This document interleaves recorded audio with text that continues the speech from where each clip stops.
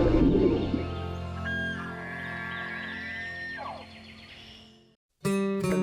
Afield. Every week, Kentucky Afield brings you features on hunting and fishing across the state. What a nice fish. It's an opportunity to hopefully get that bird in the lake. Hey, we got another one over here. There he is. Ooh, a nice one too. Boy, he's healthy. What do we got? That was awesome. Got the first belt. Barely made it out of the field. Got one. Big smallmouth. Very nice. Double point, they're in there. There they go. Look at that joker. Woo! That's a good one there. Look at that. Beautiful. Whoa, this is a good one. That's better than good, Chad. Hello and welcome to Kentucky Afield. I'm your host, Chad Miles. Join us as we journey the Commonwealth in search of outdoor adventure. This week, we're headed from the mountains of eastern Kentucky, trapping bear, to far western Kentucky, small game hunting. But first up, we're headed to one of my favorite fishing spots, and that's on the Ohio River below McAlpine Dam. Today, we're out here on the Ohio River, and we just launched from the new Shawnee boat ramp. It's only been here for about 2 years. And this provides great access to do something that I really like to do in late summer and in the fall, and that is fish for white bass, hybrid bass, and you might get lucky and catch the occasional striper down here below the falls of the Ohio.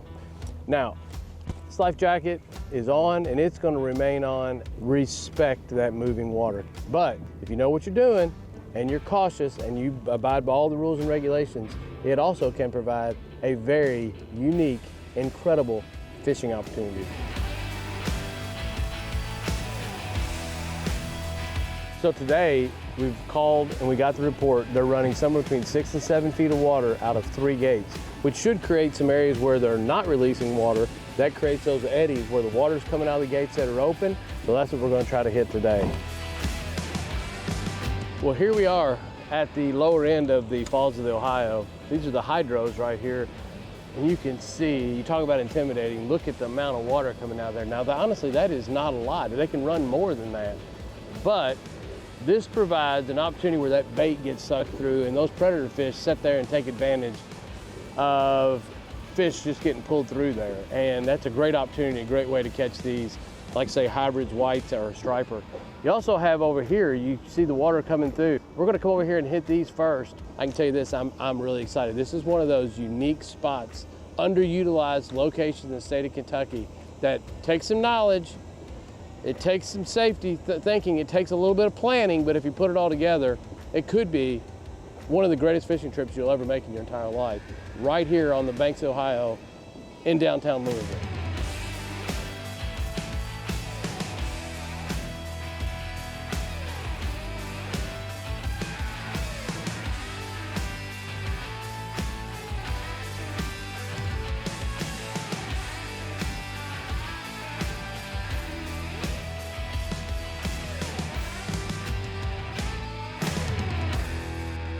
Sometimes the best fishing is literally the last 2 hours of evening. So we got up here a little early, we tried that.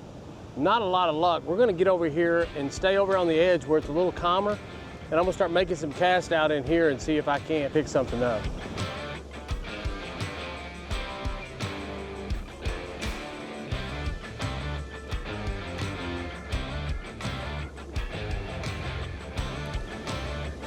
Here we go. Oh, it's a big hybrid. Big hybrid. Oh my gosh. Now that's a workout right there now. Look at that big old hybrid. You talking about an aggressive, strong fish. That fish was hooked. I thought it was a white bass because it was swimming right at me. And when it was swimming at me, it didn't feel so big. When it got out here and then got in the current and took off, it got real big real fast. Man, you're talking about a lot of fun. Trying to net one of these in this current and reel one in, it's a blast, to say the least. What a nice fish. We actually can see what this fish weighs. It's bouncing because of it's going somewhere between 6,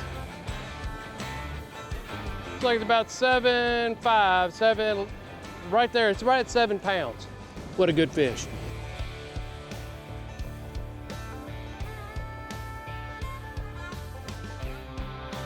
no way I can manage handling this boat and fighting a fish and trying to get a net all at the same time. It's just not possible. That's why you almost have to come with a buddy, take turns casting, because it's just, you gotta have a person managing the boat while you fight these fish, because you just turn the boat loose and let it go, who knows where you're gonna end up.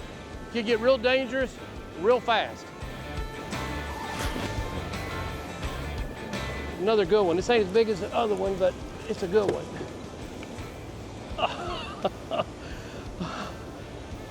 Man, I can't even begin to describe how exciting that is to hook one of these things in that kind of turbulent and try to get it to the boat and get it netted and get it in.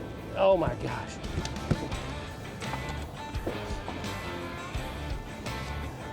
We got about maybe a 4.5, 5 pounder right there. Now, we're not keeping any of these fish. If you did come down here and keep them, and I will tell you they are pretty good to eat, but the rules on this is you're allowed to have 4 white bass hybrid striper species combined over 15 inches. Man, this has already been well worth the trip. Oh my. Oh my gosh. Again, every one of these are 6 pound plus fish. Oh my gosh, this one might be bigger. Coming at me again. Swimming right at me. Swimming right at me.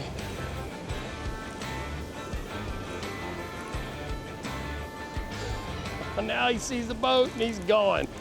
This is an extra heavy rod, and this fish is just working it over. Look at that, what a beautiful fish.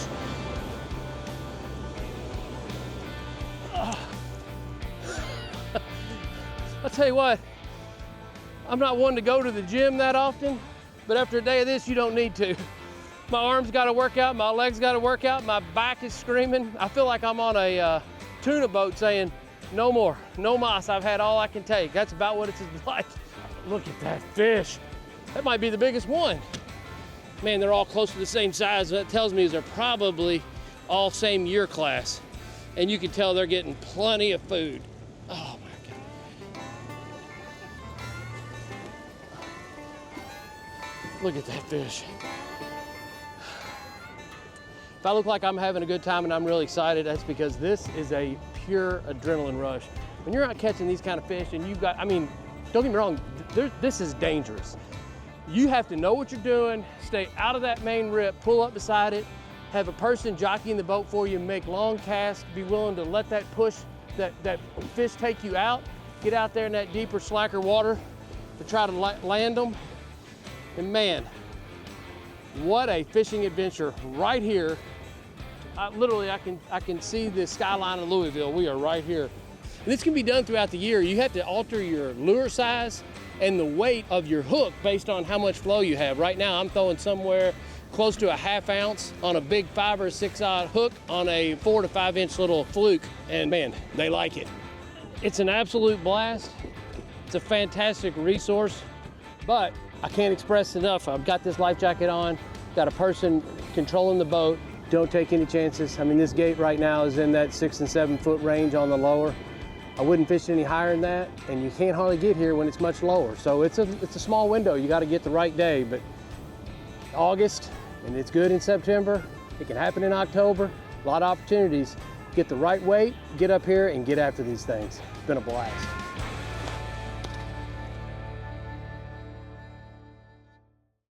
If you follow Kentucky Afield, you may have seen us holding baby bear cubs and wondered, how did they find that bear den? Well, that takes a little bit of work of trapping and collaring the mother.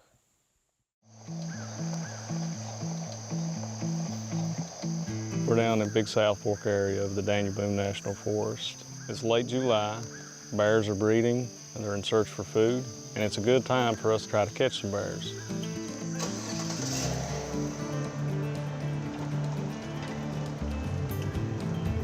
So what we do on typical trap line that we have is we try to deploy as many as possible. It takes some time to put them together, so we're limited on how many we can put out. So we try to do about 10 to 12 to maximize how many bears that we can catch in a day. So we'll place these traps usually about a half-mile apart, try to encompass different home ranges of the females. We've got this designed in a manner that is safe for the bears. So our locking mechanism has just one clamp on it. So the way we put it together tries to eliminate any kind of like sharp edges for the bear paw. The sharp end of the locking mechanism's to the outside with our cable lock here, our cable clamp. The bolts face out, so when the paw's in and it cinches, there's a minimum amount of sharp edges that can touch it. Kind of grind the edges of these, make it smooth. So when it gets around that bear paw, the harder they fight, the tighter it'll get. It usually doesn't have any kind of consequences. There's usually maybe just a small abrasion.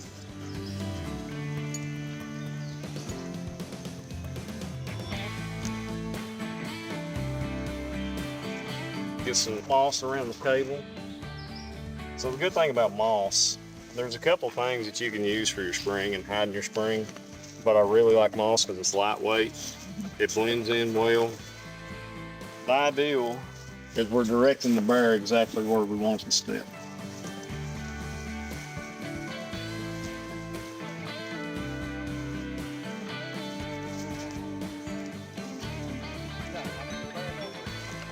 So the bears that we're working on down here in McCreary County, we've been studying these bears since probably about 2010. We first initiated our research down here, and it's just a continuation of that. We've seen that the population continues to grow, and that's the entire purpose of this, is so that we continue monitoring the population and what they're doing.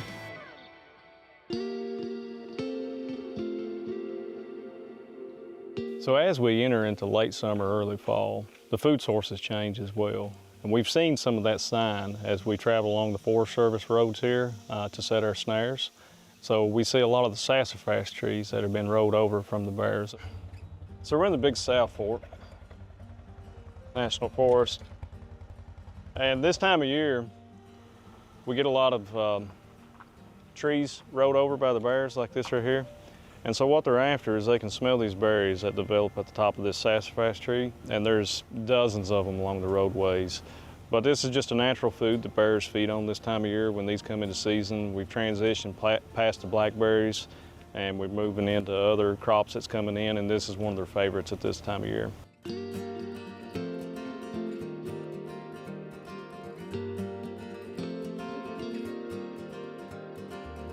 So the traps that we're using is called an Aldridge snare. It's not a selective trap. We can't determine if we catch a male or female. So during the process of our research trapping, we have just as equal of an opportunity to catch male bears as we do females. So today is our first day of deploying traps in the area. So what our main goal now is to get as many out as possible, so that we'll check it at least twice a day, morning and evening run. All bears that we catch are good information. We collect data equally from whether it's a female or a male bear, the same. The only difference that we'll have is the collar. Male bears grow fast, so they'll put on a lot more weight in the winter than what females do, and they're more difficult to collar.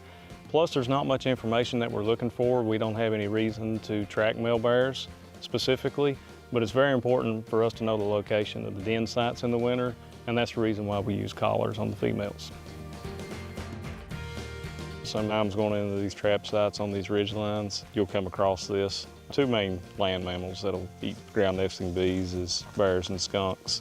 Most time it's bears that does it. You'll see where they dig it out, and it doesn't affect them.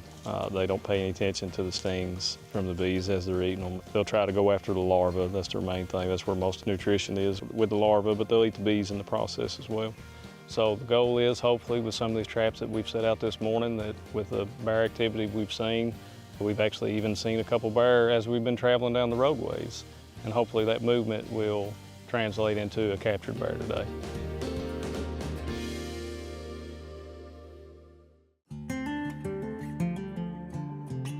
All right, so we've got all our traps deployed this morning. Now it's time for us to make our evening run, so we'll go in, make sure that we still got bait, none of the traps are thrown, and see if we caught a bear. So as we approach, we could tell that there's nothing in here. Our cubby's still in place. So the second thing we'll do is we'll check to see if there's been any activity at the site, see if any of our bait's eaten on the ground or on the tree, and obviously nothing's been here yet. A lot of times we'll have a lot of other small mammals that come in, whether it's possums or coons. and maybe rob the bait before a bear gets to it, but it doesn't look like anything's been here right now.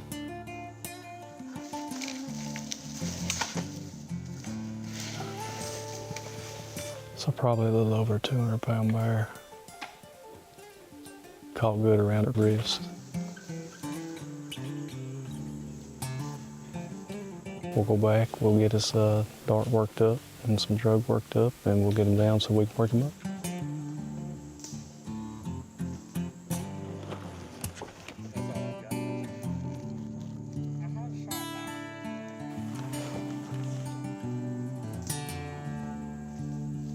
So after we successfully dart him, we'll retreat back here, kind of get out of sight, out of mind. That way he can calm down and have it easy. He'll go under anesthesia easily and everything.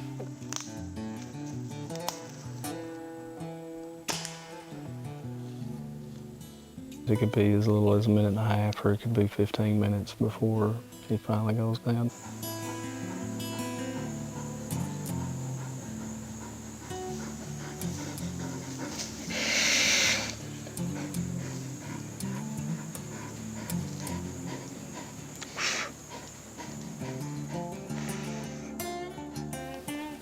There we go. Okay.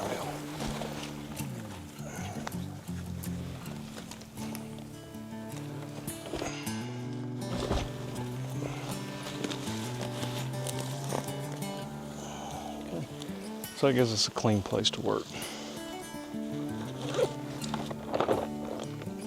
The main thing, even though this is an evening capture and sunlight's not an issue, with them laying on the forest floor like this, we want to protect their eyes, because we'll have to move her around a little bit and everything. So we might want to make sure that there's no sticks that jab in her eyes. We have three means identifying bears: pit tags, ear tags, and tattoos. Ear tags are easy to locate, but the longevity of them can be limited. Tattoos are something that are long-lasting and will last the entire life of the bear.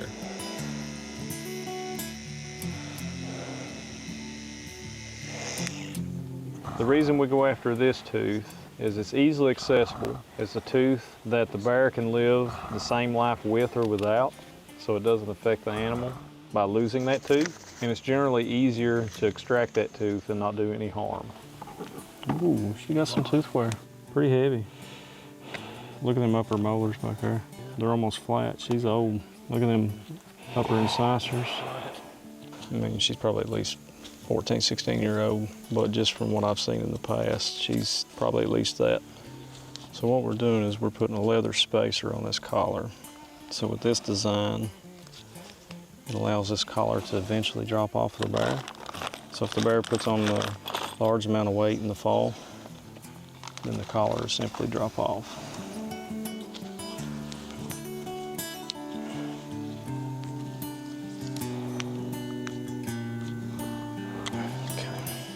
Good.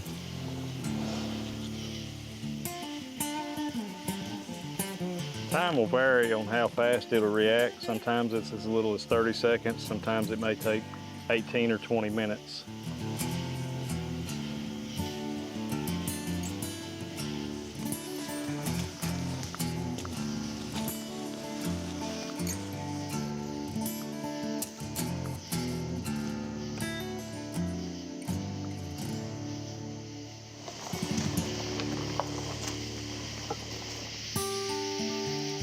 This evening we went out, done our evening check. I come down to the last two traps that we had that we'd set this morning, and we was able to catch two females, which is our goal. You know, we was after the female bears so that we can put collars out. By putting these collars out is to continue to collect data so we can put it into our population model. So ultimately we can do the den surveys in the winter and count cubs and see the sex ratios of those cubs.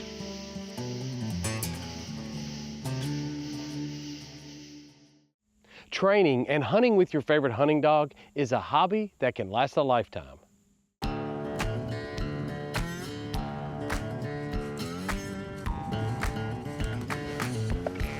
We're down here in Trigg County today, and we're getting ready to do something that I don't get to do as much as I'd like, but it's always a blast. And that is squirrel hunting with dogs. So you guys brought us down here, and you got a big piece of property here, that's got a bunch of wildlife on it, and you brought some dogs with you. What type of dogs you guys bring? They're fast. Okay, Feist. So Feist dogs, they were kind of bred to do several different things, but squirrel hunting is what people use them the most for, isn't it? Yep. They'll tree other game, but mainly squirrels what we use ours for. Yeah. So this is a piece of property that you own, and you told me you've been squirrel hunting for a long time. What makes hunting with a dog so much more exciting? You never know what's going to happen. Sometimes it's chicken, sometimes it's feathers. So how many dogs we got today? Got 3. Okay, 3 dogs, and they're all mountain Feist. How many dogs you bring? I've got 1 dog. He's got 2. Okay. Let's go meet your dogs and put them on the ground. All right.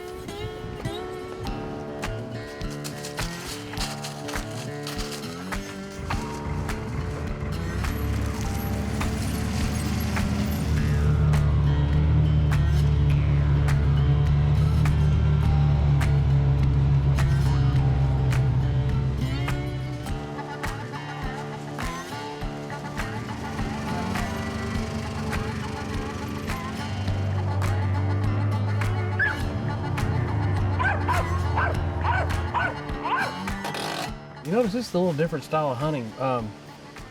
This hillside is kind of rolling, and the terrain is rolling. So what they like to do is to let the dogs out one at a time, let the dogs hunt out in front of them, and they follow behind in the ATV. So makes for a pretty casual day of squirrel hunting.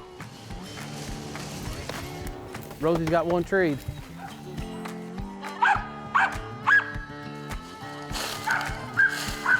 We got 2 squirrels right here. You gonna take the bottom one? Whenever you're ready. There you go. Great shot.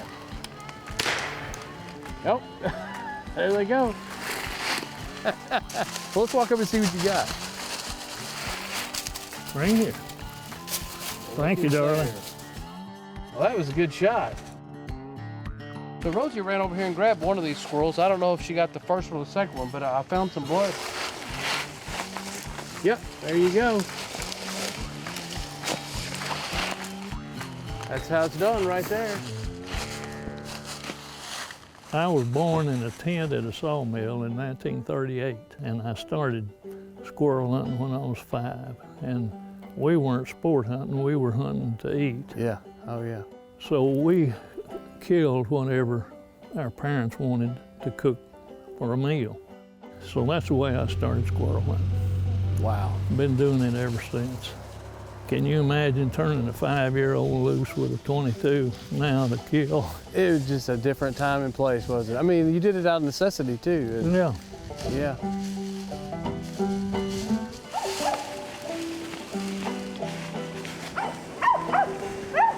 Tree won't hold still for me to shoot. Good job. Bring it here.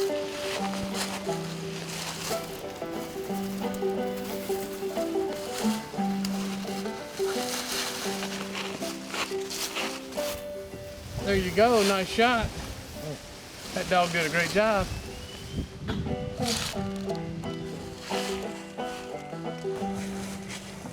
Well, I'll tell you what, I appreciate you guys giving me a little bit of history about squirrel hunting today. We've talked about squirrel hunting from the time you was 5 years old. Unfortunately, the weather didn't cooperate for us, did it? It's got a mind of its own. You know, we know there's a ton of squirrels where we hunted, and the dogs did really good considering the situation, but we start dealing with these wind gusts of 20, 25, 30 mile an hour. They decided to hole up on us, I think. But and I'll tell you what I really like. I like watching how you guys have used some of the modern day technologies of the GPS and the ATV. It kept you out here chasing these squirrels up and down these hillsides. You don't see any end in this game, do you? You're going to keep going, aren't you? That's right. As long as I can. And I really appreciate you coming out here and bringing your dogs and taking us on this hunt. You're very welcome. We appreciate you coming too. It's been a lot of fun. Hopefully the next time Mother Nature will cooperate and we'll have a better hunt. Okay. Thank you guys. Thank you. Now let's check in and see who else has been out having fun in this week's Ones That Didn't Get Away. Check out this impressive buck that was taken by Isaiah Green on the opening day of archery season. Nice deer. Here we have 10-year-old Jarrett Bowling with his first doves he's ever taken. These doves were taken in Hardin County. They won't be his last. Congratulations. Abby Leslie went squirrel hunting with her dad and had some success in Nelson County. Congratulations. Nicholas Williamson tagged his buck tag on the opening morning of the 2024 archery season. I wouldn't pass this one up either. Nice job. Willard McGlone found out that sometimes an accidental catch can be a lot of fun. He caught this nice channel catfish while crappie fishing at Cave Run Lake. 17-year-old Quinn Hartman took this nice smallmouth while fishing with her dad on Barron River. Nice job. Our annual fall hunting question and answer show is right around the corner. Make sure you mark your calendars for September the 30th at 7 o'clock on YouTube, Facebook, or fw.ky.gov. And remember, hunting and fishing on private property is a privilege. Always ask permission and thank the landowner. Until next week, I'm your host, Chad Miles, and I hope to see you in the woods or on the water.